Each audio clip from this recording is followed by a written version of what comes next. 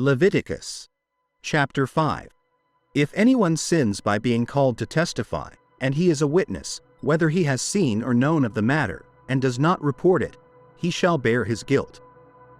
Also, if a person touches any unclean thing, whether it is the carcass of an unclean beast, the carcass of an unclean livestock animal, or the carcass of an unclean creeping thing, even if he is unaware of it, he shall be unclean and guilty. Or if he touches human uncleanness, any uncleanness by which one becomes defiled, and he is unaware of it, but later becomes aware, he shall be guilty. Or if anyone swears thoughtlessly with his lips to do evil or to do good, whatever it is that a man may utter by an oath, and he is unaware of it, when he realizes it, he shall be guilty in any of these matters. When he becomes guilty of any of these things, he shall confess that in which he has sinned, and he shall bring his trespass offering to the Lord for his sin which he has committed, a female from the flock, a lamb or a goat as a sin offering.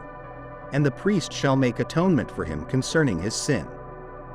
If he cannot afford a lamb, then he shall bring to the Lord, for his trespass which he has committed, 2 turtle doves or 2 young pigeons, one as a sin offering and the other as a burnt offering. He shall bring them to the priest, who shall first offer the one for the sin offering. He shall wring off its head from its neck, but shall not sever it completely. He shall sprinkle some of the blood of the sin offering on the side of the altar, and the remaining blood shall be drained out at the base of the altar. It is a sin offering. And he shall offer the second as a burnt offering according to the prescribed manner. So the priest shall make atonement for him concerning his sin which he has committed, and it shall be forgiven him. But if he cannot afford 2 turtle doves or 2 young pigeons, then he who sinned shall bring for his offering 1/10 of an ephah of fine flour as a sin offering. He shall not put oil on it, nor shall he put frankincense on it, for it is a sin offering. He shall bring it to the priest, and the priest shall take a handful of it as a memorial portion and burn it on the altar according to the offerings made by fire to the Lord. It is a sin offering. The priest shall make atonement for him concerning the sin that he has committed in any of these matters, and it shall be forgiven him. The rest shall be the priest's, like a grain offering. Guilt offerings.